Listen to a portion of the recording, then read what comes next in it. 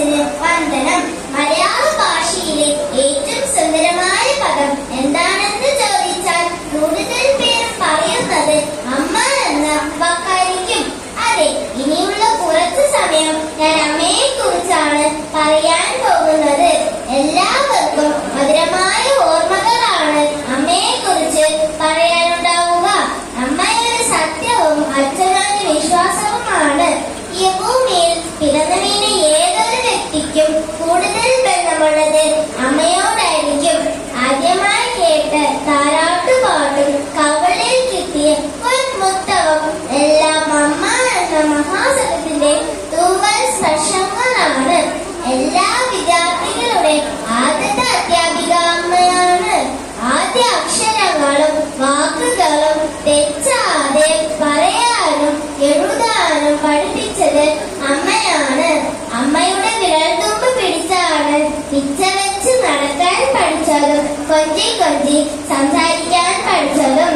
അമ്മയിൽ നിന്ന് പഠിച്ച പാഠങ്ങളാണ് പലരെയും വലിയ മഹാന്മാരാക്കിയിട്ടുള്ളത്. സദ്ഗുണങ്ങളാക്കിയ സത്യസന്ധതയും സഹാനുഭൂതിയും സ്നേഹവും കരുതലും എല്ലാം ആദ്യം കണ്ടതും പഠിച്ചതും അമ്മയിൽ നിന്നാണ്. നമ്മുടെ വളർച്ചയിൽ അമ്മയോളം താല്പര്യവും ശ്രദ്ധയും മറ്റാർക്കാണ് ഉണ്ടാവുക? അതെ, പാട്ട് പാടാനും നൃത്തമാടാനും തുടങ്ങി നമ്മുടെ ഓരോ കഴിവിനെയും കണ്ടറിഞ്ഞതും പ്രോത്സാഹിപ്പിച്ചതും അമ്മയാണ്. ഊണുമുറിയിൽ എല്ലാവർക്കും വിളമ്പി വെച്ച് എല്ലാവരും ഊണ് കഴിച്ച ശേഷം ബാക്കിയുള്ളത് കൊണ്ട് വിശപ്പടക്കുന്നവളാണ് അമ്മ. വീട്ടിലുള്ള ഓരോരുത്തരുടെയും ഇഷ്ടങ്ങൾ തൃപ്തിപ്പെടുത്തുന്ന അമ്മയുടെ ഇഷ്ടങ്ങൾ, സ്വപ്നങ്ങൾ നാം എപ്പോഴെങ്കിലും ചോദിച്ചറിയാൻ ശ്രമിച്ചിട്ടുണ്ടോ? മക്കളെ, ആരെങ്കിലും പനിയോ ജലദോഷമോ വന്നാൽ ഡോക്ടറെ കാണാനും മരുന്ന് കൊടുക്കാനും തിടുക്കം കൂട്ടുന്ന അമ്മ. പക്ഷേ സ്വയം പണിച്ച് വിറച്ച് കിടന്നാലും സാരമില്ല, ഒരു ചുടുകാപ്പി കുടിച്ചാൽ മാറും എന്ന് മറ്റുള്ളവരെ ആശ്വസിപ്പിക്കുന്നു. സഹനത്തിന്റെയും ത്യാഗത്തിന്റെയും സ്നേഹത്തിന്റെയും മൂർത്തീഭാവമാണ് അമ്മ. ഒരു വ്യക്തിക്ക് എന്നും ഏറ്റവും നല്ല സുഹൃത്താണ് അമ്മ. അമ്മയോട് പറയാൻ പറ്റാത്തതായി ഒന്നും തന്നെ നമ്മുടെ ജീവിതത്തിൽ ഉണ്ടാകരുത്.